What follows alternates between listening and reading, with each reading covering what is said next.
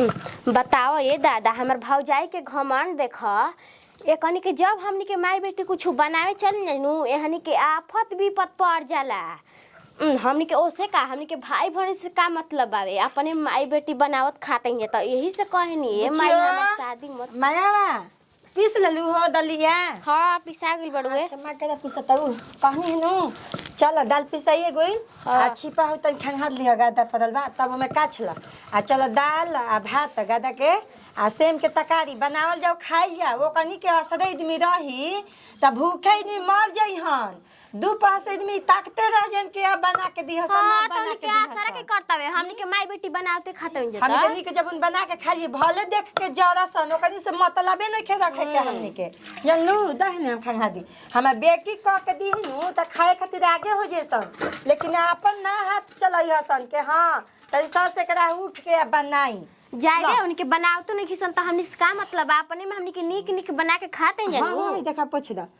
अपने ले बना के खैले में गुजारा बा ए दादा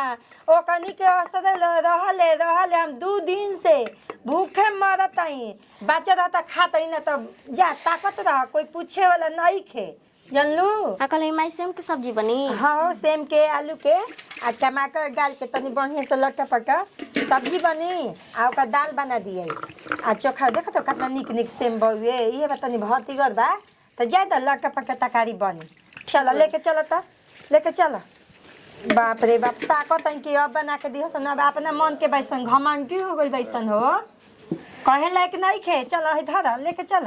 हम लेके तसलिए आवत तनी धो दी निमन से फिर मसाला पीसे के होई तनी सब्जी लेके बाप रे बाप ये कहाला जब बोलबू नु त तू ही खराब बाऊ आ ना बोलनु त सब ठीक बा चिपचप लगौले रह ना जौन मन तौन करसन त निमन कहबू आ बोल देली त खराब हो जेबू इहे नु बउए हो आजकल के बेटी पतो के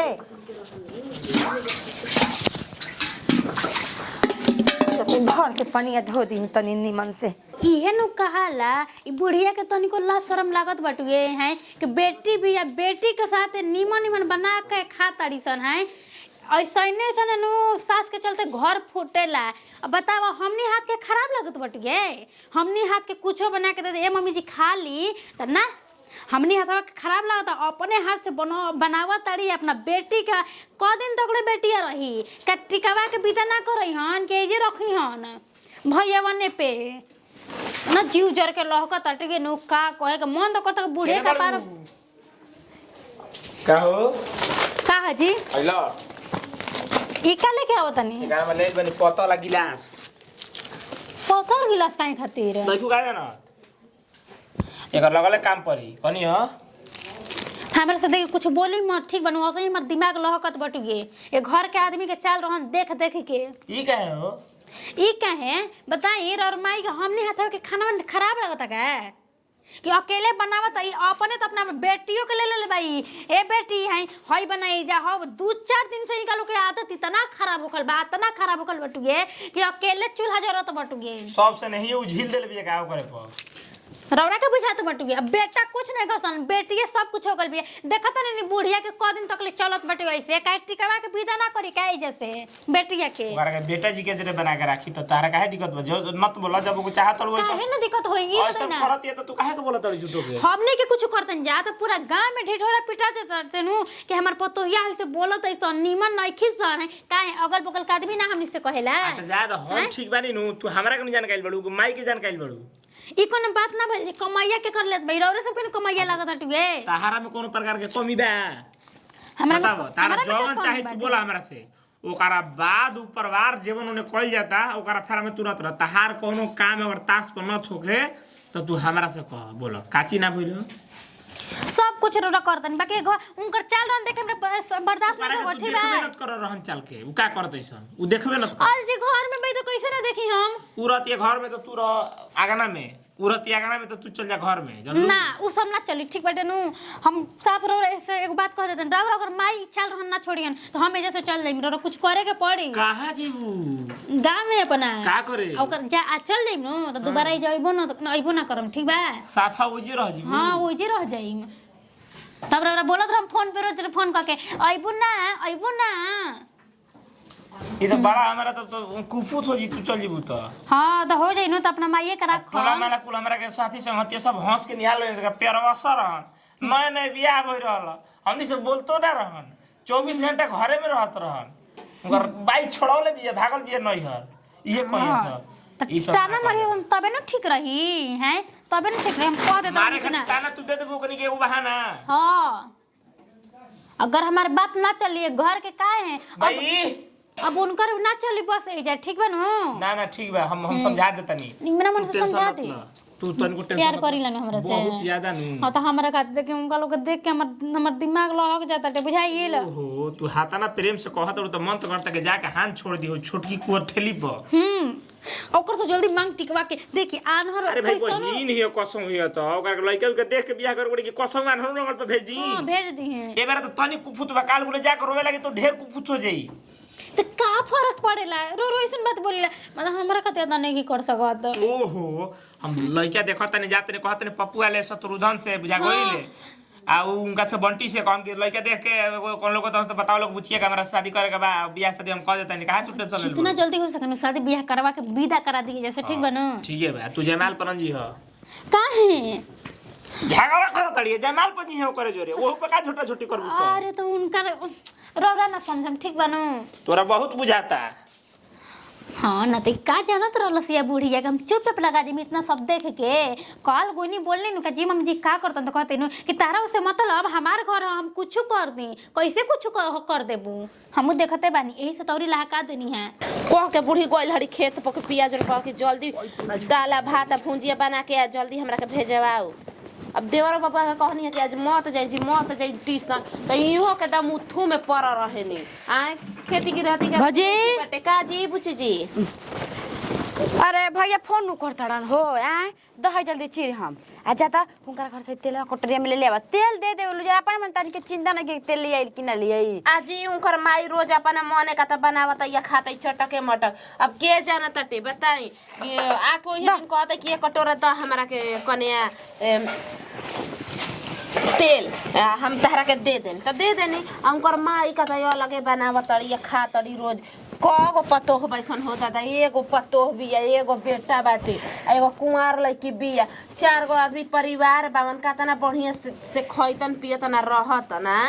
देख भौजी उ चाचिया खइले भी अपने हाथे से चटक मटा ओकर बिटिया एगो जन बिया ओकनी के आदत बाटे पतोहा के हाथ से खाई के भौजी के हाथ से खाई के त कहां से कोन के खई हसन मरम जानी हसन ए पूछी जी तो ई आदत बड़ी खराब है भगवान एगो हमार सास देले बावना असमन लागेला कि दम हम कोसले जी अपन सास पवले बानी परगट लागेला देखो तनियो से हमार बुझाला कि खांसी होखता त हमरा के ध के बैठ जनी माई एकदम से सोचे लेनु कि ना जैसे हमार बेटी भी है तैसे ये दूसरा घर के छोड़ के बेचारी आइल बड़ी तो ये एक सबर के हमारो बेटी ये भी है ये चाहिए जब सास ऐसे सोची पतोह के बारे में त पतोह काहे ना सोची के बारे में कनी देखा माइनू कल एक बच्चा खेतवा पर खाने वाले कहिए हम जाता नहीं खाने वाले के भुंजिया बना के कह के हमारे से गइल हनी कि बबुआ के भेजी त उ देवर बाबा के जन कहां न पता हो गइल बनी उ ट्यूशन चल जाता नहीं माना कोई नहीं कि 2 दिन ना जिन त ना बनी अब कहते न जाइम ना चुपचाप रह उ कई खेत में जाके तब खेत में जाइम बिगड़ गइल बा रात रात के लड़की से बतियाव त देख निकाल बतियाव त का जान के करा से एगो चीज एगो से बात कर का हो किया के बेटी बाथरूम में ले गुरु रतिया बाथरूम कर देखनी मगर हम कुछो ना कोनी सही में मगर हम ना कोनी रे भैंस कदिन त मोबाइल न छीना जाई त दोगला नु हो गइल बा हो जाय त लइका बामन लइका लगी त बतिए इटा हमरा लगता टिसनिए में कि कोनो के पटा ले ले बा आ जाय दी अपन उमंग मगर कुछ कहीं बुची जी ई गांव में बड़ी रिकॉर्ड खराब होता सास अपना मने बनावत है खा तड़ी जैसे में मोछुलाल वो बड़ी चाची हमारा घर से परसों दिन हेतना छेमी ले गईली कि एक कन्या दत गादगा बनाई कनी ले जाई त ऐनी सास नु त ढाटे लगली कहतली रे मम्मी देखा भौजी हम का त सुन लाई रहे कि उनकर पतो है खाता निमन निमन खाना बनाले चटक मटक त ई जब पतो ही बनावत त अपने हाथ से बुढ़िया के का खइला बिना जरूरत बाटे अरे वैसन एगो सासू हो जाली सने बुची जी कि पतो के हाथ के तनियो से ठीक ना लागेला खाना समझ हां ठीक है कहत रो तनियो से ठीक ना लागी जब बनाई तो अपने हाथे खाना बनाई जाते वाले लेवा जल्दी जा ठीक बजा तनी अब नहीं तो रउआ ना गनी का खरे ठीक बा हमारा का जरूरत बा जाओ से हमनी के का जरूरत बा हमनी के अपन घर के दम मंदिर बना के रखे के बा समझनी। तब का? एगो हमार सास बाई के कहत रहत हर हमेशा कि हमार दम पतो ना बेटी हिया। देखो ओ कितना हमार भौजी निमन बाड़ी है, इतना समझ बूझ के लेके घर परिवार के चलत ताड़ी। आ एगो उहो तो भौजी ठीके ना बाड़ी, खाली चचिया अपना मन के भइल बिया, ऐसे वैसे करत अपने हाथे चटक मटक बनावत या खाती। अरे पतोहियो के कहती बनावे के एक नहीं तनी कि तूहू बनावा हमहू खा तनी चटक मटक तनी कि ऊ ठीक लागत अपने से बनावत ले बेटी के लिए बढ़िया बनवावत रे खियावत रे। हमार घर हम अपने से बनाई खाई जौन मन तौन करम। ओकनी के का करे जा फाकत हवे कौन ओकनी के घरे दुआरे गोल बई। बाप रे बाप, जब ओकनी के घरे दुआरे जाइम त का हाल होई दादा। हमार घर हम अलगे बना के खाई चाहे एगो में खाई, ओकनी के का जाता हो। जब एगो में बनावत खियावत रही सन त कहसन के बढ़िया हैसे करती त हैसे करती है। जब अलगे बना के खाए लगनी त जब ओकनी के पता चल गइल के आई दादा तब बनावे खाए लगल त के करी गोबर बहारन। हमरा मुंह मारे के बा, हमके बनाइम जा खाइम जा। बुचिया एगो काम कर, जाके तनी से सब्जी में के मसाला पीस दिए, ठीक नु हम भात कर देते। के मसाला कहता ई भौजी की जानतड़ी का हो रे का हो गई भैया से के का कहत रही। कुछ कहो ओकर हमें परवाह नहीं खे। हम जानते भैया ओकर ना होई हनु त अब माई के बहिनिया के ना होई हन। काहे कि अब नैकी माई आ गइल जौन माई कही तौ ना करी। परवाह के बात करता ई हम तो इनके टेंशन ले ले छोड़ देले बनी। एकदम साफ घिल देबे के बा, ओकनी के कहाला में नहीं के रहे के ना, ओकनी के बात सुने के बा, हेने सुने के बा, हेने निकाल देबे के बा, ठीक नु। कुछो कहसन जब ओकनी से हमनी के मतलब नहीं खे त हमरा से ओकनी के का मतलब बा हो। एकदम आप मतलब नहीं खे रखे के। इहे कहाला सोझिया के मुंह कुकुत चाटेला। सोझिया रही तबे नु आज लड़की तनी सियान हो गल त कहलस के माई ते अलगे बना के खाई जाओ। अब ओकनी में ना रहल जी जहियल बनावत अलगे जहियल भर पेट खातनी। आ नीक जब उन बनावत साई का बुच्चे जानतवे अंगा बनावल जाई, अंगा ले आवल जाई। मन के बढ़ल तो सब कुछ करते बाटुगे। देखा ना कैसे चलते, देखा तू नु बुझा तो देही बच्चा हक जाई। खराब होता का हैं देहिया बच्चा हक जाइबू का। ये जम दहिया पे हैं चढ़िए जम के हमर का कहली कोई से डर लगल बा काई जा त केकरा डर लागल बा। कवा के बने तो नहीं खेल भागल पर नहीं खियाइल ठीक तमे की कवा केलबू त कपारे पे चहक जाइबू। अरे तनी कम बोली बुझाइल कम बोली न तो सब इज्जत के उतर जे आके बाकी बैठ। अच्छा हम कम बोली तू ढेर बोलबू ना। कम बोली जानते मैं काहे कि तू ही हम आ दरे ये सास हई। पतिदार हो का हमार सिखावत है आज कल को नेनु आई ना रहो तो कल को टिका के ए जरा भयो ने टिकावा के हैं टिकवा एका मतलब कि तू ही हमरा के उतार देलबू, तू जैसे कहबू वैसे हम करी ना हो। रौरा नीमन सीख देता नहीं बुझाइल का है तो चिकन ओकन बन के खाई ले तो बट गे का हमरा हाथ के खराब लगत रहे का ना ना ओ अब एगो में रहला के ना काम नहीं के, ठीक नु। तू अपन देखा हमें अपन देखा। तो ऊ बाजे ना बाजे घर में ऊ बाजे ना बाजे दे हम बुझाइल भइल बा ढेर निमन तू जौन कहबू जौन हम करम हो। हां तो मत करी ना करम हो हैं एक त कुछ हो जा। ऊ तो एथी उतारम नु है तो तू ही जाना बु ठीक बा हैं देखो तू अपन मुंह संभाल के रह। कह दे तनी कि तू अपन मुंह संभाल कर अंदर ठीक ना होखी। तोहरो कहा ता तू वो भौ जाबो त मुंह संभाल के रहा ना त तोहरो कुछ काट के ठीक कर दे। मुंह चमका बास ना होई ससुरा में देखा अच्छा अरे छोड़ जा। अब टोन देने का पर काहे के कर कर ले कितना होई देखा हाय देखा हो एने से ई मारत है ओने से ऊ आवता मारे खातिर। हां काहे खातिर ओकर पर हाथ चलौले रे। आय दादा हाय देखा ना कुछ एकर खाना त हाथ ओकर पर चलौले है। कौन बताइया के मैं सुके बोलती तो नहीं निकले ठीक लगता ये। झगड़ा करतिया हां का करती है तोनी के माई बेटी एक कवा टॉल बरसन एके में गप सब मारा तो सन टोला महला में आदमी जगी त का कहि के करे कॉल के कइले बड़ा सही है।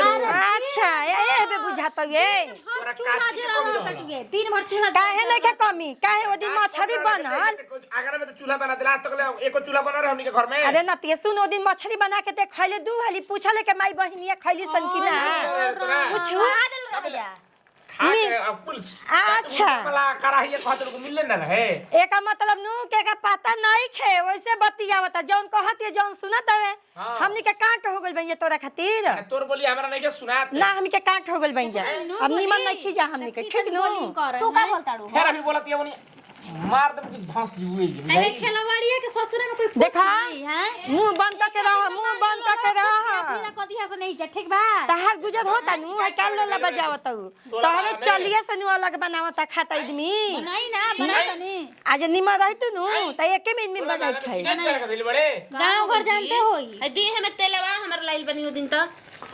मांग मांग के दूसरा घर से आवा ता चिकड़ा खाए के हां हमें अपन नु देतई पहिले तोरा घर में तेल के कमी रहे तेल ते मांगे गुली है चाची जी के बड़ी आदत खराब देखो त नेनु दीदी हाय कौन एक कने। हाय के बुढ़िया के बोलत रहेली है देखी जखन चल रहन त इनकर अक्का ए कने तू जानत नहीं को ठीक नु तू अपन तेल लेके जा तेल के कमी रहे घर में के मांगे गुली है उ का सोचत तू के करके तेल ना दे मेरी शाम अरे चुप रह नीमन जन बन देखा दरू नु ये बतो के हाथे ठीक है नहीं खेलागत खाना अपना मने बनाव के अच्छा ता ससुई नहीं खिए से कहता हम कहे लगम बतिया नु एकर तब जानबू ये टोला नाला में ते मुखिया जी के सरपंच के आवाज में बोला सास रोवे जैसन का भाई रोज कर हमल के रह अरे मैं सही बोला हाँ त मुखिया सरपंच आई हां त फरियाई जे निकले तोरे के सब कोई थूकी जन ले एक बात अपने में बोलन जे हमारो में नाम मत डालम जखी उ है हाथ बुचे भात हो रे घर पहुंचा देम जी जा ले आदम हम लगा लेकिन के ड्रामा लगा के दिले घर ना में कही के हो थूक के जात बटुए आ सब कोई थूक के हमरा के जे तहरा के निमन कही हो के मुर्गा मछली बना के खाते सन माई बेटी के देते सन देत आवा ना आवा त धक के चूल्हा में झोंक देतई आवा ना चूल्हा में झोंक देतई आवा बोलियो ओकरा से हैं हाँ नत बोली जो नत बोली है हमनी से जरूरी नहीं के जौन कहता जौन कुल देखत है कहते हेतर चले वाला से नु बस हो जी उमिया तारा थी ते क देबे हम जियत की रे हम जियत करे खातिर बाहर के देखे खातिर लइका बा हैं अरे हम भाई बासन अभी दू गो ठीक नु हेतर चल आई हे दादा हे लाज लागत है कैसे बहिन के सदापत हुए के पोलियो वाला से क देम आई एक लाज बा हो एकदम सिखा के ओकरा के एकदम पका क देले बिया जब ले एलबे तब ले का जने का खियौले बिया नु के ओकरे कहल करेला माई के त कुछ बतिए ना सुनेला उ